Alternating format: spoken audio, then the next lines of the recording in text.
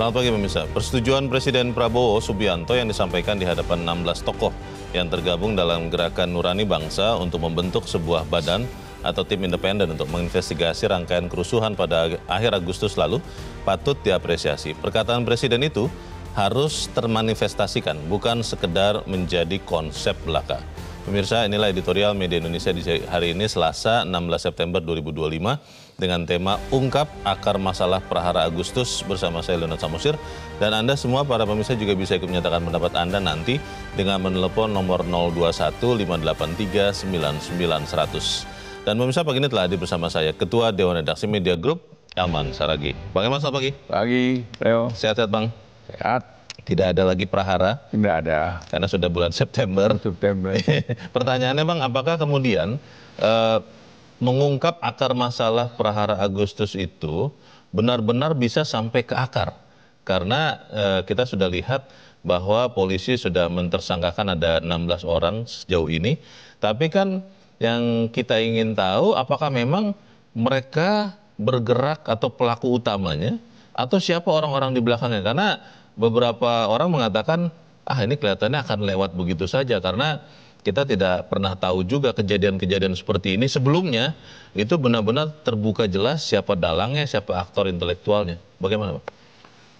Memang kalau berdasarkan pengalaman 98 lah misalnya kan. Memang kan masyarakat kan tidak tahu persis secara tuntas. Apa yang terjadi sesungguhnya kan gitu kan. Pada saat itu ya? Pada saat itu. Dan itu juga yang membayangi sekarang ini. Karena sekarang kan tentunya masyarakat kan bertanya, apa yang sebenarnya terjadi di balik daripada kerusuhan Prahara Agustus ini. Mulai tanggal 25 Agustus sampai 31 Agustus. Apa yang terjadi kan gitu kan. Nah, kan kerusuhan itu kan udah pasti membahayakan kan. Nah, lalu kalau ada kerusuhan pasti ada penggeraknya. Dan siapa penggeraknya ini?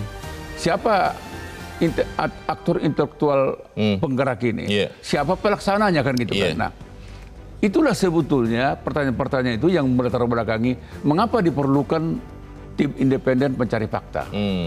Bisa saja sebenarnya Presiden menyerahkan kepada aparat negara. Polri. Ya pokoknya aparat penegak hukum lah, siapapun namanya kan. Tetapi kan masyarakat kan pasti ingin lebih. Karena masyarakat kalau yang menyelidiki ini hanya diserahkan kepada aparat negara, masyarakat sepertinya sudah menyimpulkan, nah ini mau menutupi kan. Nah, oleh karena ini, karena terjadi penggerusan kepercayaan, maka diperlukan tim independen pencari fakta. Yang melibatkan masyarakat? Yang melibatkan masyarakat dan tidak berafiliasi kepada penguasa kan gitu kan. Tapi dia mumpuni. Orang yang memang punya kemampuan lebih lah. Dan punya integritas. Untuk investigasi. Dan punya nyali. Kan gitu kan. Punya wawasan yang betul-betul komplit untuk hal-hal seperti ini. Nah, kepada mereka ini yang harus diberikan kepercayaan. Tentu saja tim ini memang harus diberi mandat. Diberi mandat, diberi wewenang hukum. Itu dia. Kan gitu kan. Pertanyaan besarnya itu Bang, seberapa jauh mereka ini, tim independen ini bisa bekerja, seberapa dalam kalau misalnya ini mengarah kepada institusi tertentu bisa didapatkan akses, lalu seberapa yakin kita ujungnya itu memang akan disampaikan apa adanya, atau jangan-jangan nanti ada apanya. Kita akan bahas itu Bang Elman, dan pemirsa inilah editorial Media Indonesia untuk hari ini Selasa 16 September 2025, Ungkap Akar Masalah Prahara Agustus.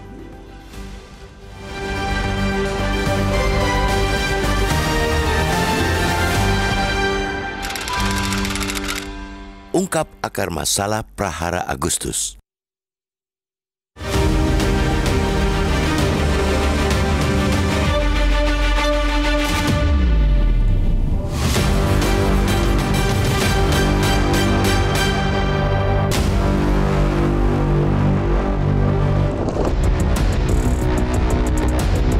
Persetujuan Presiden Prabowo Subianto yang disampaikan di hadapan 16 tokoh yang tergabung dalam Gerakan Nurani Bangsa atau GNB guna membentuk sebuah badan atau tim independen untuk menginvestigasi rangkaian kerusuhan pada akhir Agustus patut diapresiasi. Apa yang dijanjikan kepala negara itu tidak bisa dianggap sebagai angin lalu yang terlupakan seiring waktu berlalu. Perkataan Presiden harus termanifestasikan, bukan sekadar menjadi konsep belaka. Komitmen itu menjadi bukti bahwa Presiden mendengarkan suara masyarakat, sekaligus komitmen pada transparansi. Sebab kepala negara bisa saja menyerahkan penanganan kerusuhan itu kepada aparat hukum di bawahnya. Pelibatan tim independen menunjukkan keinginan untuk terbuka agar masyarakat bisa turut mengawasi. Pemberian ruang pada pengawasan oleh publik tentu memperkuat kepercayaan terhadap institusi negara. Hal itu penting untuk mencegah konflik makin melebar. Bagi publik, kehadiran tim independen dapat memberikan hasil investigasi yang objektif terhadap kerusuhan yang menewaskan setidaknya 10 anak bangsa di samping korban luka, warga ditahan, kerusakan fasilitas umum, kerugian harta benda, hingga trauma sosial yang mendalam itu. Kepercayaan masyarakat tentu akan lebih kuat kepada tim independen ketimbang bila ditangani oleh aparat negara yang justru masuk dalam pusaran peristiwa kerusuhan. Tim independen juga diharapkan mampu mengurai akar dari sengkarut peristiwa prahara di akhir Agustus itu. Tragedi itu tentu terjadi karena banyak sebab dan aktor. Investigasi tim independen juga mesti bisa memilah mana aktor intelektual dan mana yang sebenarnya hanya berperan sebagai pelaksana.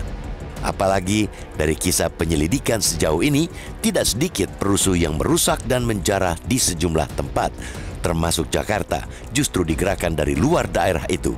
Siapa penggerak utamanya? Itulah yang menjadi pertanyaan publik yang mesti mendapatkan jawabannya. Sepanjang akar masalah tidak terungkap, kerusuhan serupa bisa terulang kembali sewaktu-waktu. Tim investigasi bukan hanya bekerja untuk masa lalu, melainkan juga untuk masa depan.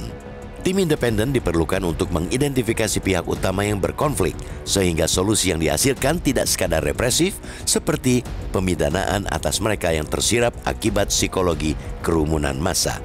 Dengan begitu, publik dan negara memiliki harapan besar dan tinggi akan kehadiran tim independen tersebut.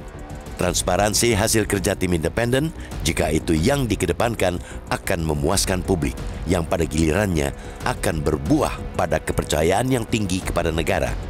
Karena itu, masyarakat berharap tim itu akan diisi oleh orang-orang yang memiliki rekam jejak mumpuni dalam persoalan integritas, independensi, kepakaran lintas bidang, kemampuan investigasi, bernyali, dan tentunya beradab. Singkatnya, hanya yang terbaik yang bisa mengisi badan independen. Jangan memberi ruang siapapun yang pernah tersandung kasus korupsi, pelanggaran hak asasi manusia, atau terafiliasi dengan politik praktis masuk menjadi anggota tim. Tutup celah orang-orang yang teridentifikasi misogini, rasis, ataupun tidak berempati terhadap korban memasuki tim tersebut. Peristiwa akhir Agustus lalu itu menjadi ujian bagi negara beserta aparaturnya untuk berkomitmen kuat bagi penegakan martabat kemanusiaan dan marwah bangsa. Jangan sampai menjadikan tim independen sekadar simbol dan formalitas politik yang seakan menjadi jargon kosong tanpa memiliki kemampuan untuk mengakses data, saksi, maupun dokumen. Jangan sampai lampu hijau pembentukan tim independen dari Presiden Prabowo justru dijadikan lampu merah oleh mereka yang ada di level bawahnya. Kalau seperti itu, tim independen hanya akan menjadi peredam tekanan publik dan sekadar menjadi pelipur lara sesaat. Publik harus terus memantau pembentukan dan kerja tim independen itu hingga tuntas. Kita yakin, seyakin-yakinnya bahwa Presiden berkomitmen menjadikan laporan tim independen itu nantinya sebagai dasar dalam membuat kebijakan, bukan sekadar arsip yang ditampilkan di situs milik negara, lalu disimpan di laci selamanya.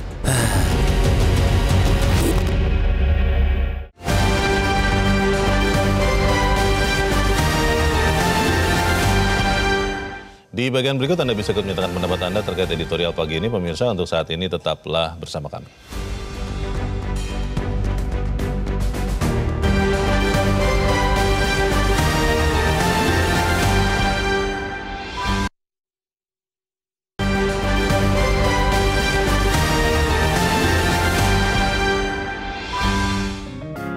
Media Indonesia mengajak Anda untuk mengakses fitur premium e-paper.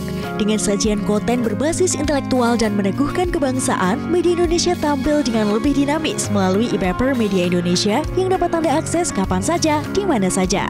Caranya mudah, download aplikasi Media Indonesia di Android atau ketik link e-paper.mediaindonesia.com atau bisa scan QR Code pada layar kaca Anda. Klik tab e-paper di bagian samping layar tablet Anda, daftarkan data diri, serta pilih paket berlangganan e-paper Media Indonesia sesuai dengan kebutuhan Anda. Nikmati juga bonus spesial tambahan 4 halaman rubrik fokus setiap hari. Semua bisa Anda dapatkan hanya di e-paper Media Indonesia. Untuk informasi lebih lanjut, hubungi customer service di nomor 0811 1201 2018 atau kunjungi media sosial @Media Indonesia. Media Indonesia, referensi bangsa. Terima kasih Anda masih bersama kami pemirsa, dan sekarang kita akan mendengarkan dulu Bang Elman pendapat dari pemirsa Metro TV. Kali ini dari Jambi ada Pak Arfain. Pak Arfain, selamat pagi. Bang, pagi. Selamat pagi Pak Arfain. Bagaimana Pak Anda melihat ada pembentukan tim independen untuk mengungkap dalang di balik Prahara Agustus? Anda optimis tidak ini akan memberikan hasil yang seterang-terangnya, Pak Arfain? Kalau optimis, bukan usaha. Tergantung usaha kita, yang berusaha juga orangnya orang koruptor, orang tidak jujur. Maksudnya bagaimana itu, Pak? Nama saya tuh Arbain. Arbain itu bahasa Arab 40. Oke. Bukan Arba'in ya, Arba'in. Oh, Arba'in, mohon maaf Pak. Oke, diperbaiki. Silakan Pak, lanjutkan Pak pendapat Anda Pak. Jadi negara Indonesia ini, iya. Ya, lanjut Pak. pemikiran saya, kalau pemimpin kita model ini, setiap tahun ribut. Setiap tahun kita perang saudara. Oh, kenapa itu? Halo? Keseimbangan tidak ada. Oh, keseimbangan tidak ada. Itu, Tapi memang pejabat itu kan duitnya banyak, miliaran. Ya, kita melihat ada etikat baik tentunya ya. Ini masalah seperti apa bisa membuktikan etikat baik. Baik, terima kasih Pak Arbain di Jambi untuk pendapat Anda. Selamat pagi Pak. Pak Arbain mungkin menggambarkan penasaran rakyat Bang Elman. Bagaimana kemudian pemerintah benar-benar berusaha menyatakan atau membuka seterang-terangnya apa yang terjadi yang membuat kerusuhan kemarin. Dan kemudian inilah yang bisa memberikan keyakinan kepada kita semua masyarakat bahwa kerusuhan seperti itu tidak akan terjadi lagi. Lalu yang kedua, ya pelakunya dihukum berat. Tapi bagaimana itu bisa dijawab, Bang? Ya, memang kalau akal sehat masyarakat, Leo, mestinya dengan pengalaman 98, Prahara Agustus kemarin tidak harus terjadi. Iya. Dan masyarakat juga pasti bertanya, kok bisa? Kok terjadi ya? Kok terjadi? Apakah tidak ada koordinasi keamanan? Apakah artinya koordinasi keamanan gagal? Apa ada yang kecolongan? Ada kecolongan gitu kan. Lalu aparat intel dianggap tidak kerja, kan gitu kan.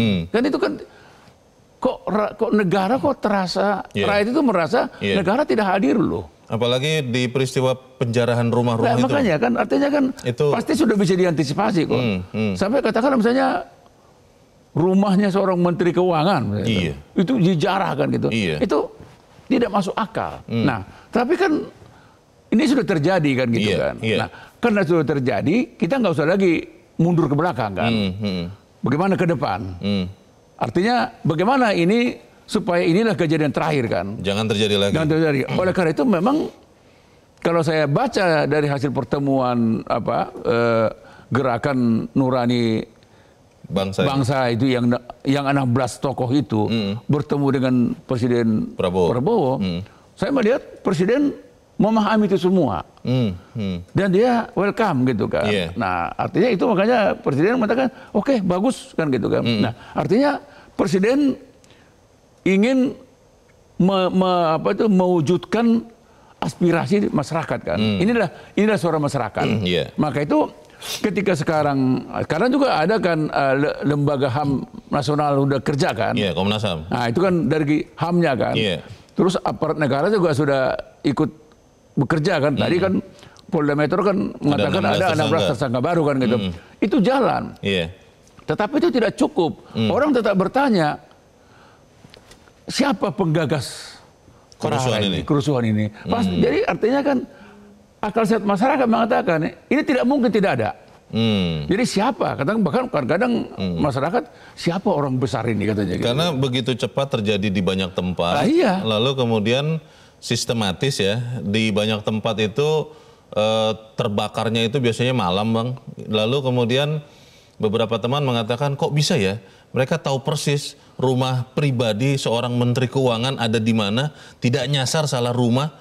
Ini kan sesuatu yang terlalu aneh kalau itu dibilang adalah demonstrasi murni. Tapi pertanyaannya kembali lagi Bang, bagaimana tim independen ini akan mendapatkan akses seluas-luasnya, akan mendapatkan kepastian bahwa yang dia temukan itu memang nanti bisa disampaikan, atau jangan-jangan mohonlah ini diubah sedikit, bagaimana Bang? Jadi gini kan, tadi kan sudah kita jelaskan kan, di mana akal sehat masyarakat melihat keadaan ini kan.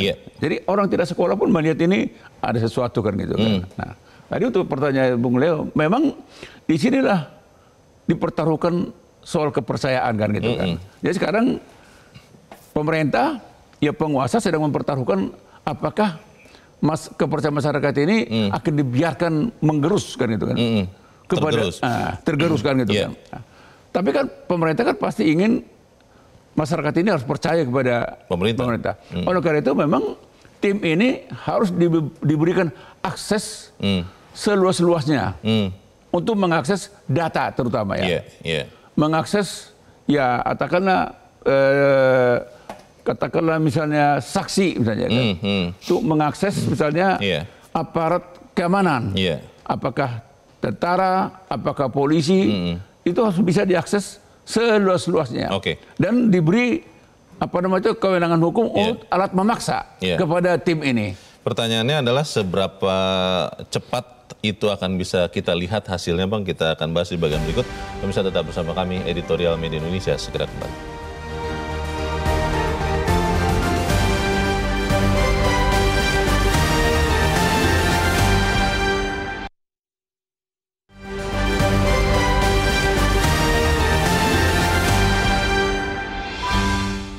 Terima kasih Anda masih bersama kami. Kita di bagian akhir diskusi kita pagi ini. Bang Elman, berapa lama kita bisa melihat hasil dari tim investigasi ini Bang?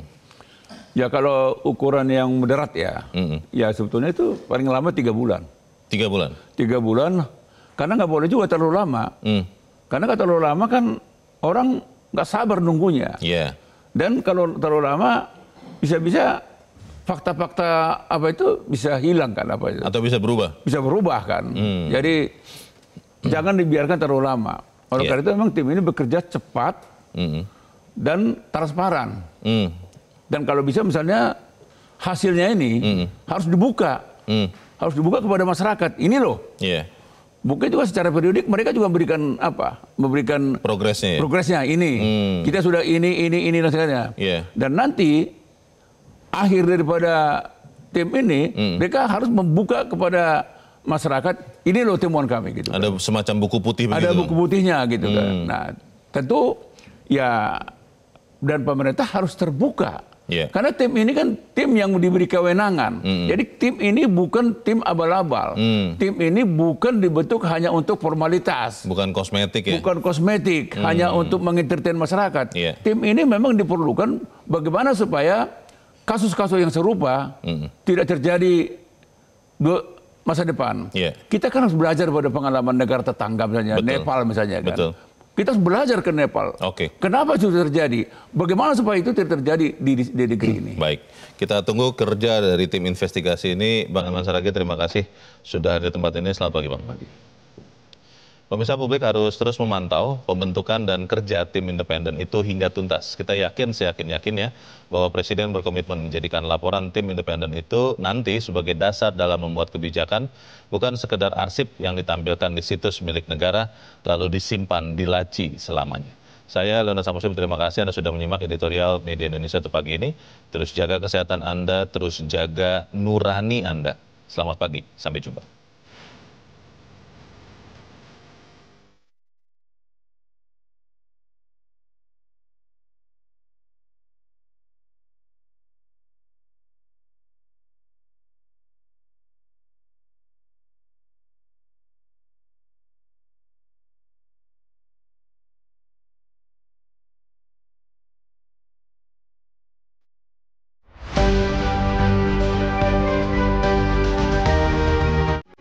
Metro TV. Jelajahi cara baru mendapatkan informasi. Download Metro TV Extend sekarang.